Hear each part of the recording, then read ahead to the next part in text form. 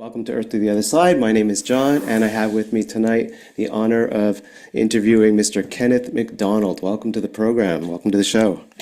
Thank you very much. Thank you very much. My pleasure. It's really good to have you, Kenneth, and you have quite a story to tell, quite an experience to share. So I'm just going to get to it. I'm going to put you, the floor is yours, basically.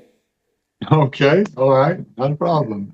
Um, my name is Kenneth McDonald, and I'll give you just a real quick background. So, at the age of 18 in 1996, I committed a crime in Reno, Nevada, and I was sentenced to 70 years. And so in 1996, I went to prison. While in prison, I decided to not do the right things and get into gang life and running and gunning and just doing all the wrong things. And after about 25 years, the whole state was on lockdown because of COVID. And I was living with a man named James Matt Lean. He's still in there. And we were in a cell and we just moved in, so we were cleaning it up. And because, believe me, prison cells are quite the nasty thing. And he was in front of the door with his back to it, and he was spinning up a clothesline. So he was kind of facing the wall on this side, and the door was behind him. You know, a few minutes went by, and then I seen something. I seen a man float right through the wall, and he had the most beautiful golden clothes on, like a suit, like pants and a type of jacket. And I couldn't say what kind of suit it is. I never really wore a suit. I spent my whole life in prison. And it was like golden light. It was the most brilliant golden light. And he had this glow like he shone. And in his left hand, he had what appeared to be a clipboard or a tablet. And in his right hand, he had a pen. And he was right behind my cellie, about 8 inches off the floor. He didn't have no wings. He didn't have no halo or none of that. And he was floating behind my cellmate, looking down at him, writing things down. And after what, maybe 20 seconds of him writing, he looked over at me. He wrote some things down and looked back down at him and continued to write. I just sat there. And the atmosphere in the cell was peaceful. It was peaceful. And that's not something you get a lot of in prison. And so after about 45 seconds or so, my cellie, he's spinning up the clothesline. He's looking at me, and I'm just staring. But I'm staring over his shoulder. And so he's like, "What are you looking at?" And he turned, and he's seen him too. And he jumped over towards the bed with his hands on his head. "No, no, no, no, no, no, no, please, no." And so as I was staring, and my cellmate was right here, and he's just looking at him. Oh! But the man in the golden suit, like it was no big deal. He just kept writing, looked at us, continued to write, and went right back through the wall. My cellmate says, "What was that? What was that?" And I said, "Don't say a word. Don't you say a word." I grabbed a piece of paper and a pen, and I went over so he couldn't see nothing. I wrote something down, and I folded the paper up. I said, "What'd you see?" He said, like a man in a yellow-orange suit, like writing on a clipboard. And I opened the paper up, and it said, "Man in golden suit writing on tablet." He said, "No, no, no, no, no, no, no, no." We just, talked about it for a good few months, just like, and I have to stop right there because you have to understand that I was a lifelong pagan. I was brought up in a pagan household. My mother is an Egyptian Wiccan. My sisters are Wiccans. I was practicing witchcraft Wicca and teaching the Wiccans and the Druids in prison. I led the sweat lodge. I led the circle. I did all that. I wrote the ceremonies, on and on and on. And I mean, I was very devout, traditional Celtic pagan. And I was a hater against Christians. And not so much I was like, kill them all or none of that. I just didn't mess with them, man. I was like, man, I'm not trying to hear your all drag. I'm not, because believe it or not, some inmates in prison perceive Christians as being weak. Because a lot of guys will come to prison and they'll go to church, they'll try and find Christ. And a lot of guys, you know, in the gang world or so on, man, and not all, but a lot, will be like, oh man, he's just, you know what I mean, that's weak, that's soft, he's sorry, you know. So I didn't really think of it as an angel or anything. I just thought it was a spirit that came to visit us. And so we tripped on it for a few months. And I still talk to his mom about once a month. And she's a church going lady. But he told her all about it, you know what I mean? And so after 3 months, we were transferred to Southern Desert Correctional Center. And that's down south in Nevada, right outside Vegas. And I was in Unit 3, A25, A Wing, Cell 25. Now, the day that we seen the man in the golden suit was December 20th, 2020. So now it's 2021, and I just kind of went back to doing what I used to do. You know, running and gunning and smoking and drinking and, you know, looking at porn and, you know, the gang life and what I've just been doing. And so on December 20th, 2021, I'm living with the same man, James Matleen. He's on the top rack. I'm on the bottom. And I was doing a birthday card for my girl, because her birthday is actually on Christmas too. So, you know, we're having a, you know, man, he's up there watching TV. And I felt odd. And I can't describe it. I just felt odd, weird. So I got up, got my cup, went over to the sink, filled it up with water. Looked over at him. I took a drink of water, went and sat back down on my bed and dropped dead. It didn't hurt. I didn't feel no pain. There was no numbness. There was no shortness of breath. None of the things, symptoms that you would think. I went into full cardiac arrest. Now, I can't tell you how long it was before he looked down and seen me. Now, our side of the tier was on lockdown because of COVID. So they were doing split tier. His side was out, or the other side was out, excuse me. And I just slumped over dead. Now, he got down once he seen me, and his parents are actually in the medical field. So thankfully, thank God, he knew CPR. And he started CPR for the first, approximately 7 minutes or so, kicking the door, screaming, trying to get the attention of the COs. And finally, they came in.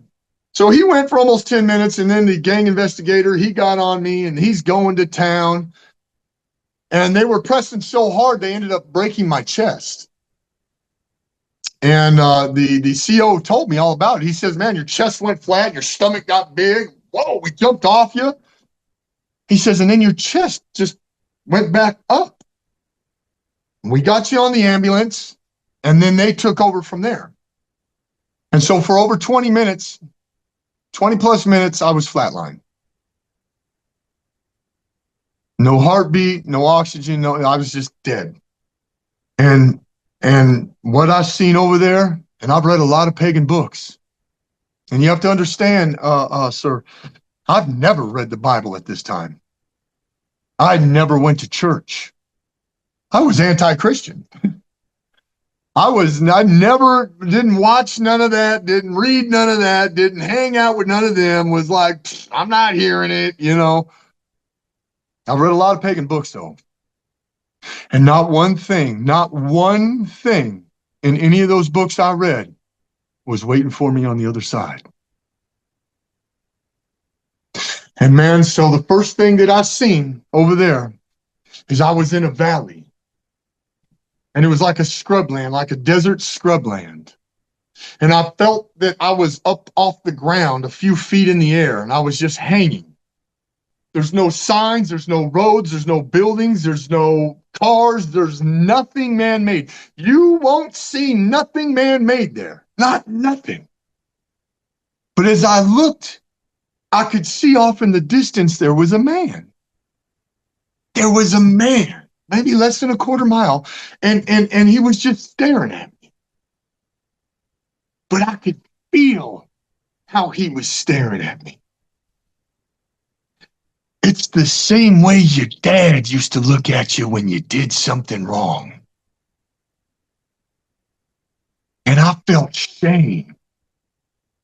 I felt embarrassment, and I didn't want to look at him anymore. But I was like, I don't want to say that I had to, but I couldn't stop. I just kept looking at him.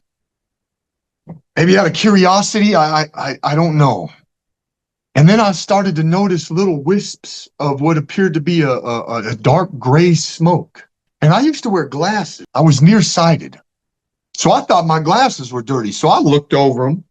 I tried to look underneath them. Thought maybe the lens, And it was still there.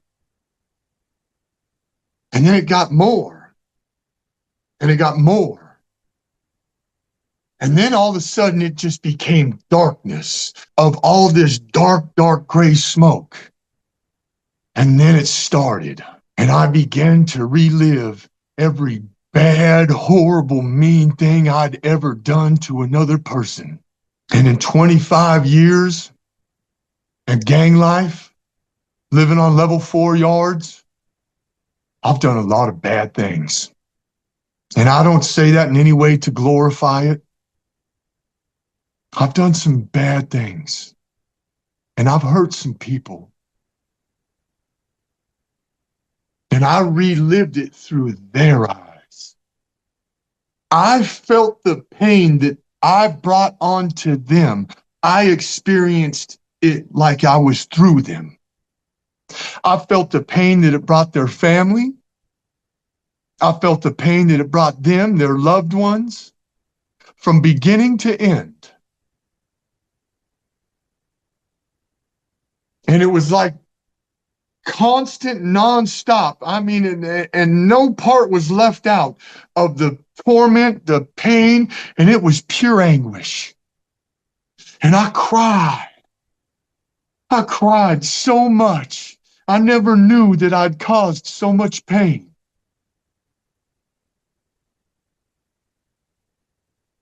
And my mouth burned. It burned so bad, and it was like it was chapped and cracked. And I would try to keep it shut much as I could, but you can't. Because I retold every lie that I'd ever told while I was here. Every deceptive thing. Every mean, foul thing that I said to another that made them hurt inside, I said it again. And I experienced what I said. And it was horrible. And instead of a tongue, it was like I had a coal in my mouth. It burned so bad, like there's fire in your mouth. I also experienced all the hard things I said to others, with the lying and deception and just blatant disrespect. And I relived it all at once. And I could have filled a 50-gallon drum up 10 times over with the tears that fell out of my face. And it hurt so bad, and it seemed like it went on forever. And yet at the same time that you're living out your own torment that you caused to others while we're here on earth, it's like you're in darkness and you can't feel nothing. There's nothing to lean on. There's nothing to hold on to. And you're all alone in your own pain. God, it's horrible. There's nothing in this world, on this world, or any other world that will ever compare to the torment, pain, anguish that awaits one in judgment. And that's what that was. It was judgment. And at the time, I used to be a pagan. I thought I was going to go and there'd be a great hall. We'd be drinking and eating and celebrating. No, no, no, no. Man, the old saying that we are our own worst enemy, good God, that's so true. It's so brutal. And what seemed like went on for just an eternity, and it's pure torment. There was a question posed to me. Do you want to live or die? I've never taken any self-help programs in prison. Commitment to change, victim empathy. None. I mean, my program was getting in trouble. So I didn't think that I would ever be released from prison. I thought I would just spend the rest of my days living in a damp, dark, nasty cell, hurting others. And I said I wanted to live, even if it meant to spend the rest of my life in that nasty cell. I didn't want one more second in that pain. And the pain isn't physical. That would be a relief. It's so much more deeper than that. And I said I wanted to live. And all of a sudden, that gray smoke began to lessen just a bit, just the smallest bit. And my tears of pain, of hurt, became tears of gratitude. Because for the first time in my life, I knew what it was like to be grateful. I thought I knew what it was like to be grateful in the past. I thought I knew what it was like to be grateful. And I wasn't even close. Just that small decrease of that pain, the torment, the smoke, turned my tears of pain into tears of gratitude. And eventually it stopped. And I could still see that man standing there. And it appeared that he was just wearing regular clothes. Now, after reading the Bible, is that the rich man and Lazarus? Amen. Is that Father Abraham on the other side looking at me with that look of disappointment?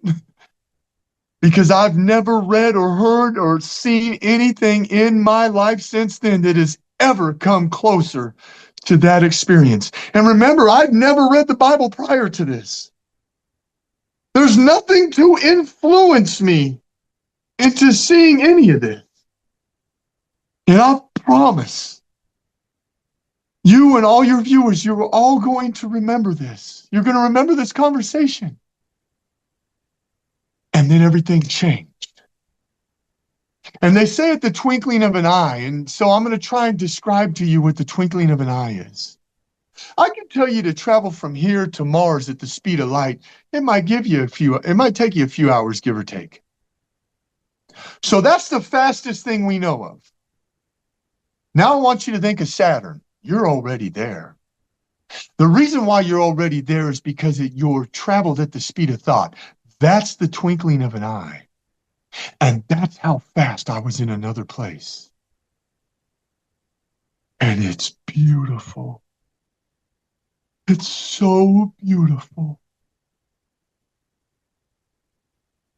There is such an atmosphere of peace, love, and joy that can never be attained or felt while we're here. It's amazing in every aspect. And to the right of me, there was two what seemed to be beings, the arms, chest, head.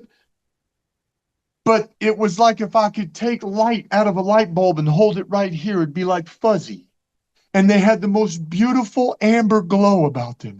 There was two right here, and there was three to the left of me. and they were all facing forward. And I never tried feeling my teeth, and I was like, nothing was hard. I looked at my arms and I fell right to my knees, and I turned to my left and I begged to stay. I never knew such beauty could exist.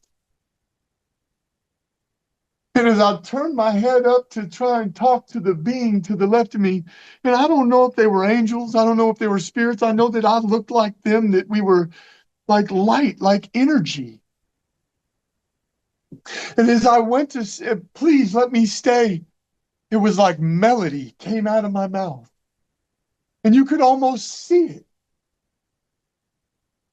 And so the being to the left of me turned and looked down, and he had just such perfect love, peace, and joy on his face. And he looked down, he didn't say nothing. And he just went back to looking forward. So I stood up and I looked forward. And God's glory is just washing upon everything. And I noticed something. There's no shadows. There's no shadows, yet there's light everywhere. There's no sun, there's no moon, yet there's light. So I looked up to the sky. And here's what's amazing, is it was the same color as the man's clothes that came through the wall. It was golden, shimmering light. It was beautiful. There's a melody being played there. And if you stop and listen, you can hear like a melody. And it's so beautiful.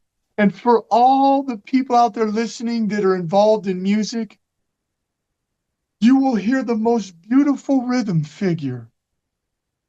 Yet each one is better than the last, and you'll never hear the same one twice. And it's amazing. It's like chimes that are on a synthesizer or something of the like. And you can hear like slight, almost singing hymns. And it's so comforting. It's so beautiful that you could spend an eternity just lost in that. And while I was there, I started looking forward, and it's God's glory, I promise. And communication is like pictures and thought combined together. And it's instant. And I was told about the heart. I was told about the blessings. I was told about the judgment that I went through, how that's because I lived the life of just sinning, putting those sins on my heart. And all the things that I'm about to tell you were explained to me there. And so isn't it crazy that we think, well, I'm going to hurt you back so that you know how you made me feel, so that you'll never do it again because I love you? Doesn't that sound nuts? So good to us. Why is it so important to keep the heart clean? Well, I mean, when think of what the master said, blessed are the pure in heart, for they shall see God. Well, you won't have to go to judgment. When I went to judgment, it was also like a cleansing. It was like the bad things were taken off of my heart. You will never, in heaven, you will never be like, well, man, that guy hurt me. I hope he got his. You'll never think that. You'll never think, I told you I was right. Told you guys were wrong. You'll never think that. Not one time will any of those things come to your mind. If you have a loved one that is passed on and they had the Lord in their life, you'll never think, will I see my great-grandmother here? That will never come to your mind, because you will know, just like you know the sun's out right now, but you're indoors, that they are in perfect love, peace, and joy, just like you are. And if you want to see them, you can. But you'll know without a doubt that they're there. and they're okay. Sir, after I got out of the hospital, I didn't wear glasses anymore after about 45 days, but we'll get to that. So you emanate light. Light comes off you, right? Boom, you got all this light and you're living in light. You're living in the spirit, you're walking in the spirit. But when you put sin on your heart, you slowly but surely begin to decrease that light. Imagine a lighthouse that's showing light for the ships. And then you and I slowly begin to put post-it notes on the windows. And those are the sins of life, the hurts. One post-it note might not seem like anything, and the boat can still see it without a problem. But after years of you and I putting post-it notes, eventually we're going to cover the light. And that's what we do to our hearts. And so now the great question is asked, and the master asked this. This is so crazy. If your heart is like a lighthouse, there's a candle burning bright in it. Think of sin being the basket. Who puts a basket over a candle? Nobody. That's silly. Yet we do that. Isn't that crazy? So when your heart's clean, let's get back to that. When your heart is clean, your spirit is awake. Now, we're told in the Bible that the Father pours blessings down on us day and night. They'll never stop. Why? Because he is eternal. How do you capture those blessings? Do you get a cup? You go outside, try and fill it up? No. A bucket? Maybe you get in your truck and you got a truck and you drive around town. No. Why? Why is this? You can't do that. I'm going to tell you why. Because this is of the flesh. This is of the material world. And the way to receive the blessings of the Father, which are spiritual in nature, because why? God is a spirit. So you must have the proper vessel in which to receive the blessings of God. And the proper vessel is your spirit. Your spirit is a vessel in which to receive the blessings of the Father that rain down upon us day and night. They'll never end. And so you will never say, oh, hold on, God. I'm all filled up. I don't need any more blessings. I can't take no more. That'll never happen. Because your spirit was made from him who is eternal. This means your spirit is eternal. That means it can hold an eternity of blessings. And as your spirit is being filled up with these blessings, don't you know it fills up the flesh too? Because he blesses us double wise. When you get blessed in the spirit, you are blessed in the flesh, because this world is a shadow of the spirit world. And a good way to think of it, and I tell this to other people, is that when you were a little boy and you used to ride the bus to school, okay? And let's say the school was 10 miles away. And there were times that you didn't get up on time. There was times that, you were not getting up. And man, you found yourself walking to school. Why? Because you missed the bus. And you probably got chased by some dogs, or you tripped over the sidewalk. You might have lost your school money. These are the stumbling blocks of life. Why did you miss the school bus? And what was the school bus? You missed the school bus because you were sleeping. The school bus was the blessing so that you didn't have to walk 10 miles to school. Such is the same with the spirit. When you are asleep in the spirit because you have filled your heart up with all the hurts of life, you don't get that blessing because your spirit's asleep. You've missed the school bus. When your spirit's awake, there's the bus. There's the blessing. You no longer have to worry about the stumbling blocks in life because you're not in darkness. You're shining like that lighthouse. And so when we live our lives this way, life gets good. Mr. Glasspool, I was a mean person. I was a very, I just wasn't a nice guy. Um, so all of a sudden, I woke up. And I actually woke up a few times going, ah, my chest hurts, my chest hurts. I didn't know why. And I would fall back out. So the first time I was actually able to remain conscious, there was two COs at the end of my bed, and I was chained to the bed. And I was like, oh my gosh. And they were looking at me. And I was like, man, my chest hurts. And they were like, I bet we broke it, player. Like, what? What? They're like, man, do you know what happened? And I was crying. And they're looking at me because all I could really think about was this. I know it now that it's judgment, but at the time I woke up and I was like, oh my God, on one hand, it's all bad. And that's what stuck out the most to me. I mean, yeah, there was a good part, but I was like, ah.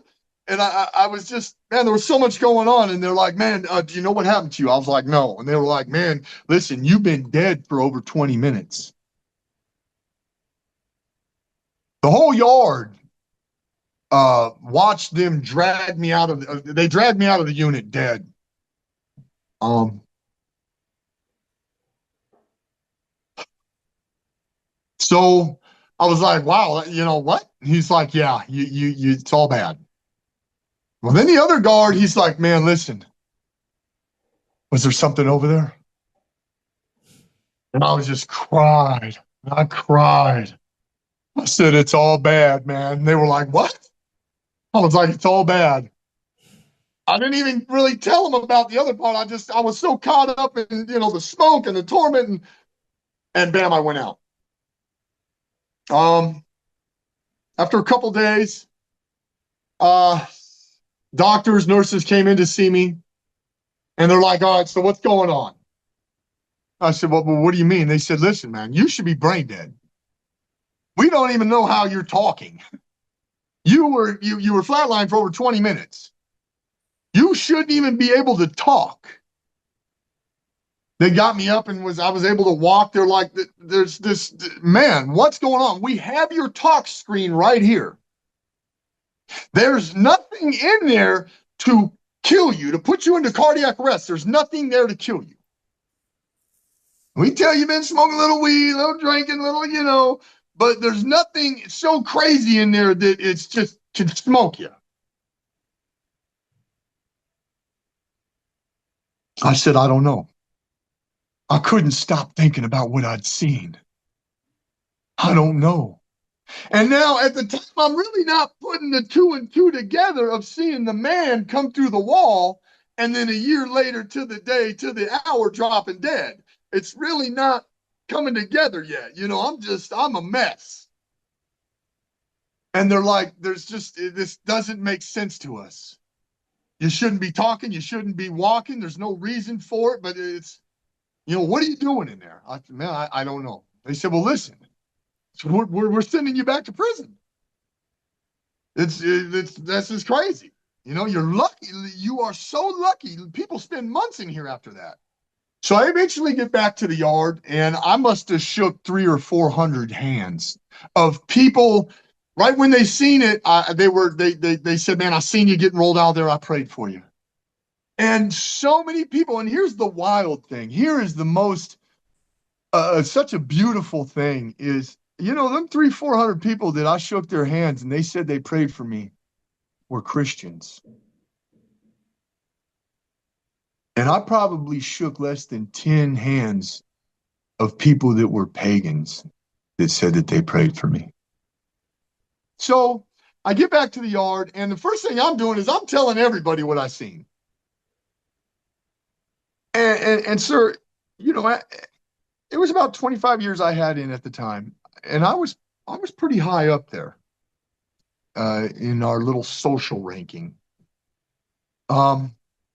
I was pretty high up there. And I told everybody, I said, listen, man, this is what's there. This is what's waiting. This is what's going on. And while I was doing that, I was also having just these experiences. I cried. And I mean, I cried for about 6 months, 4 or 5 days a week, because I would cry over the way we were treating each other. And it would hurt me so bad that I would go into my cell and put my head in my hands and just cry. And I wasn't crying over the dude that was being talked bad to or getting did wrong. I cried for the person that was doing it to him. Because inside I was like, man, don't you know where you're going? Don't you know that what you do here, you're going to have to experience that very pain that you put on him. You're going to go through that. And I would cry. I couldn't watch the news no more. Somebody would get shot on the news. And yeah, I'd feel bad for the victim, but I would cry for the shooter. I'd be like, oh my gosh, I know where they're going. And so now here I am, a tough guy in prison, and now the opposite, trying to tell, all my people, hey man, look, don't treat each other like that. No, don't say that to him. No, don't do that. And yet at the, 5 minutes later, I'm telling them, hey, listen, this is what's on the other side. This is what's going on. And so my reputation of being here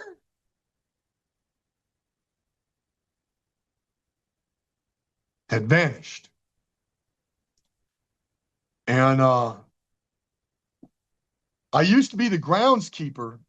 My job, which I still had when I got back from the hospital, is I was the groundskeeper for the Wiccans. So I took care of the land, made sure, that everything was good. Well, I just quit going out there. I went out there one time when I came back from the hospital and just felt like dirt.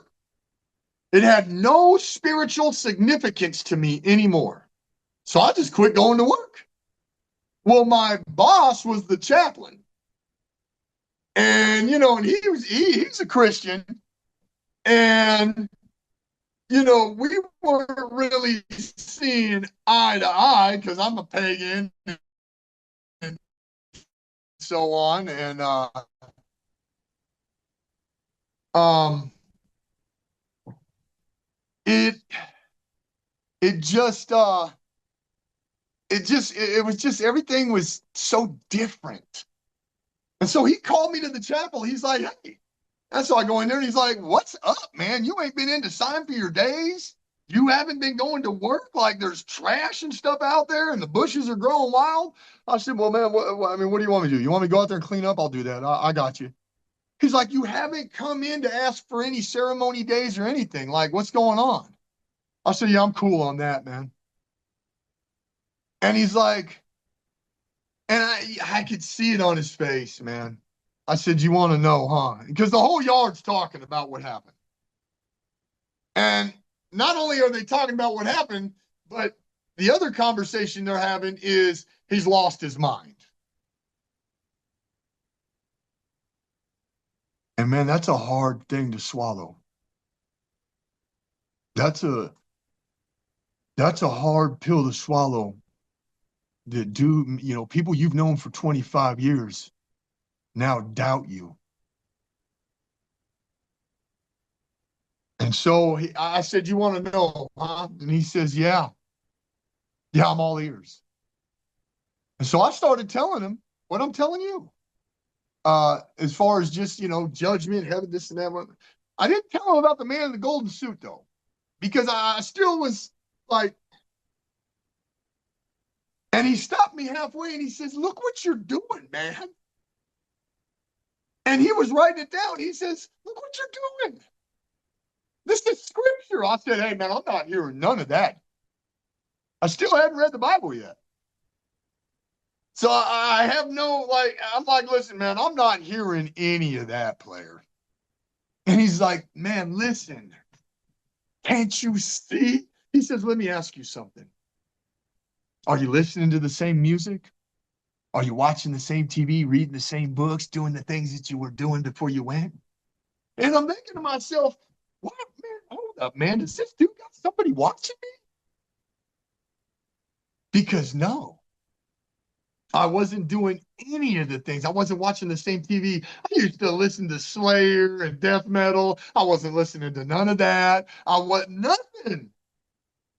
I wasn't doing any of the things. And man, I wasn't gambling no more. Wasn't looking at porn. After 4 months, I quit cussing because to cuss was like, when you're a little boy and you chew on foil, it'd be like, oh, what is that? Yeah, that's how it feels to cuss now. So I mean, um, it just, man, none of this. And so I'm thinking, how does he know this? So I'm like, no, man, I'm not doing any of those things. And now I'm very curious why he asked me that. He says, can't you see what's going on? He says, you got the Holy Spirit in you. I said, hey, man, I'm not, nah, dog. Bonk. I'm not hearing that because I'm still trying to hang on to my old life. I was a hater, a pagan, And he says, why do you say that? Why do you say no? And I said, man, because I can't ever see anything so clean and pure being in something like me. And he says, that's what I thought. He says, this book is full of people just like you. What? I thought the book was full of a bunch of goody two shoes. You know what I mean? I didn't know. No, you know. He's like, man, there are killers, robbers, thieves. I mean, everything in here. I'm like, what? I have no idea. And I'm like, I never knew that. I thought it was just, I was so far off, base. And he's like, listen, man, yeah, can't you see what's going on? I said, no, I can't see. I don't know. And he's like, okay, okay, okay. And, God bless that man. His name was Everidge. And he really helped me through some hard times because, I found myself becoming more and more secluded in my cell because I didn't know what was going on. It's like if you try and pour water in your hand and just keep it cupped there and not let any leak out, it leaks out even faster. And that's what was happening to my old life. All the people who I thought were my friends were abandoning me. My status was gone, my power gone. I really didn't have any say anymore because I didn't feel the same. I didn't want to do any of the things that I used to do. And then, and at the same time, I'm in the cell crying 4 days a week. Um, and then, coupled with, I'm trying to tell everybody what's on the other side. And they're just like, he's absolutely lost his mind. It's over. It's a wrap for him. And I would say about 5, 6 months into it or something, man, somebody gave me a book on the tier. And it was by Michael Newton, A Journey of Souls. And I just kind of threw it myself like a bunch of new age propaganda. I'm not hearing that. You know what I mean? Well, on lockdown one day, I just see this. And there's a part in that book where one of the participants sees the smoke coming off their body. And I said, oh my God, to realize you're not insane, you're not. But to find someone that says, hey, I know what it's like, or hey, yeah, here too, was liberating in a sense. As soon as the tier opened, I ran over to my neighbor's house, who we used to be friends. We're not no more. And I showed him. He seen me get the book on the tier. I said, see, I told you, look, somebody else. And Now, all of a sudden, about half the people who kind of abandoned me were like, whoa, hold up. Wait a minute. We seen him get the book on the tier. We know that he just read that. And it says that somebody else has seen this too. Man, let's put a little thought into this. But it was hard for them to sympathize with me against the other half who were like, man, screw that dude. He lost it. We're not hearing nothing he said. Listen, prison's a hard place to be. And so they didn't want to be ostracized like I was. So they went with the crowd. And I'm not mad at them. I have no, I'm just, I have no anger towards them. I understand. And it's, and it's frustrating a bit, but I have no ill will towards them. So anyways, things continued to escalate. And the whole time, and like the chaplain asked me, he says, what is this? What's your part in it? Who are you? I said, I'm nobody. I'm Johnny Sport Coat. That's who I am. I'm a nobody, man. Because on one hand, I want to get back to my old life. And the more I try to do it, the more it sucks. And so I'm like finding myself not doing that anymore. And I'm like, man, I'm nobody. I'm nobody. He's like, that's not what I'm asking you. What do you feel like you got to do? I said, I got to get on top of a mountain and say it to the world. He said, that's what I thought. And so, and I continued to do it. No matter how much they hated on me, no matter how many people turned their back, I just kept. And what's wild is a lot of people would be like, man, they want to hear it, but at the same time, they don't want to. They don't want to hear it, and it's a hard to explain because to really say I believe you, and man, I'm going to change my ways means that they're going to be ostracized too. And it's all about in prison, it's all about image, it's all about the flesh, it's all ego, it's all pride. And I'm not saying everybody in there is a bad person. Not at all. So things escalated and got pretty bad for me. And it got to the point that I was actually surrounded by 20 inmates with knives. And they surrounded me. And the older one got in front of me and he was like, listen, you crazy MFer. You ain't scared of all these cats with these knives up around you? And I looked at him. I said, listen, man, every day one of you guys come and ask me about what I seen. And you guys all watched them drag me out of here dead. Now you want to know but now you come and ask me, what's up. And you ask me if I'm scared. And I have no fear. When I came back, I realized something. All my fears were gone. All my fears, and I had some fears. They were gone. It's like, and our fears are a prison in themselves. Our fears imprison us. And to be released from those fears is freedom. And I said, I have no fear.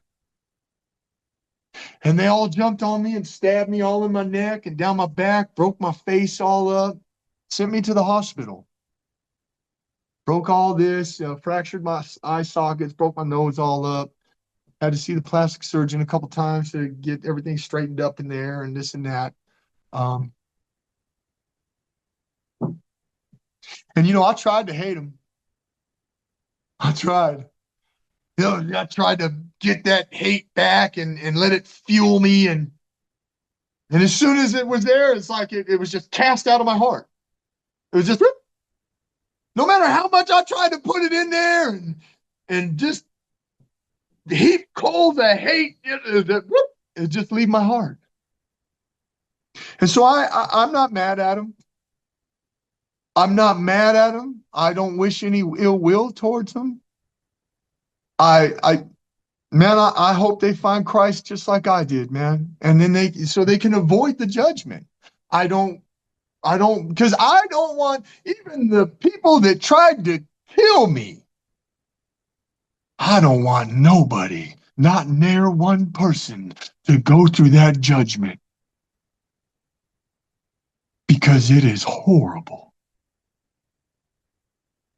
And so after some few months, they sent me to the hospital. I came back, and after some time, they took me off that yard and sent me to what is called a softer yard.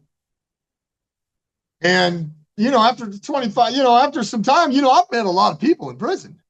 So it'd been a couple years and this and that, but so I was there, and sure enough, as soon as I got there, I started telling everybody what I seen. Because if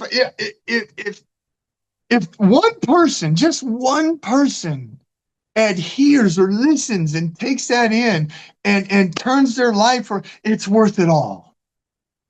It's worth that prison career. It's worth being ostracized. It's worth being stabbed. It's worth being sent to the hospital. It's worth all that because then they don't have to go to judgment. So I get there after 3 months. I'm telling everybody about it. And next thing you know, I found myself in the chapel preaching the gospel every Monday afternoon at non-denominational Christian services. And it's like it's all right here. It's like I would get up there and I just couldn't stay behind the pulpit. I couldn't. I don't. Listen, man, and I just, man, you guys, and he took the chains off my soul, my mind. He freed me from the hurts of the flesh, woke my spirit up, gave me a new heart, a new spirit, and truly he is the God of resurrection, because I was dead 20 minutes and he brought me back. And didn't just bring me back, but brought me back talking and walking. And so, all about a year or so, man, after I went to that new prison, I went to the parole board. And remember, I'd taken no programs, no constructive programming. And they gave me a parole. And they allowed me to parole out of state to my lady's house. And that's to parole out of state to a non-family member is unheard of. So they let me parole out of state to a non-family member, to my lady. And that's where I'm at right now. And just the Lord has blessed me in so many ways. And so now that's what I do. I preach the gospel, mostly on TikTok, because it's just so easy to use. Look at now.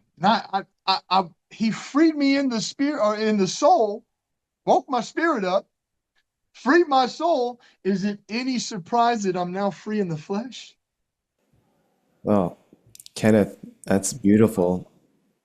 Thank you Thank for you very sharing much. that. Thank you for sharing So that. You're a thank you. beautiful person. I'm so happy we met. Look, I think, you and I, it's funny, like we speak the same language, we just use different terminology. Sure. And, I grew up Christian and Okay. but I don't consider myself Christian now. Okay. I feel as though you and I know the same things, we just sort of speak about it differently. Okay. Like you say you found Christ, I believe it and I respect that. I Yeah. feel you found love, and I think a lot of people would say it's Mm. pretty much the same thing anyways, you know?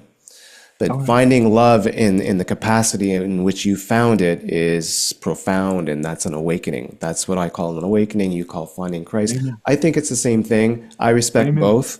I Amen. just think the way you told it is almost identical to at least three-quarters of the other 200 and something NDEers, near-death experiencers that I've interviewed.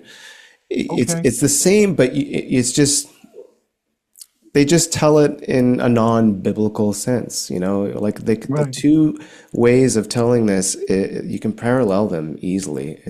I just right, love them both, and I right. thank you for sharing it, and I really respect you, and Thank you what very you've much. I'm accomplished so is grateful to incredible. have had this opportunity. Same here, same here. And like, there's so much we can talk about, you know, like, and then you mentioned Right, the cleansing. That's immediately what I thought. You know, you talk right, about judgment. Do I not think there's judgment? I do. I just believe that it's us that are judging ourselves, and you say that, you know, maybe it's a form of God judging you. Well, in a way, it's the same thing. What I'm saying, because I believe that we're all fragments of God. I think that we're all pieces of that source, God. You know, and I feel like the way you told your experience, I feel like you feel the same way. It's just, you know, you tell it differently, and I love it. okay. I love it. I think it's great. And I think like what you've accomplished is just like, whew, it's mind blowing. It's mind blowing that you survived. And I don't know prison life. I only know what I see on TV. You know what I'm saying? Right. But I can imagine how much worse it is in real life in prison, and the fact that you survived that. You know, you survived the near death, but you almost, you know, you survived that stabbing episode. I mean, that's, you could have easily died there too. You know, Amen. you obviously have, you know, a job to do, and it sounds like you're doing it. Thank you very It's got to be much. done here, right? James really didn't tell anybody except his mom, and he kept it to himself. He didn't tell anybody about the golden suit, and he's a close friend of mine. I went into cardiac arrest uh, uh, to the year, to the day, to the hour, 1 year later from seeing the man in the golden suit. But the sky in heaven is the very same color that his clothes were. So that's what makes me lean more towards him being an angel. Kenneth, thank you so much for being on the show and for sharing your experience. And I wish you nothing but the best in the rest of your Absolutely. journey. It was an honor to be on your show. I'm so Thank you. grateful. Same And here. listen, God bless you. Thank you so much, man. God bless.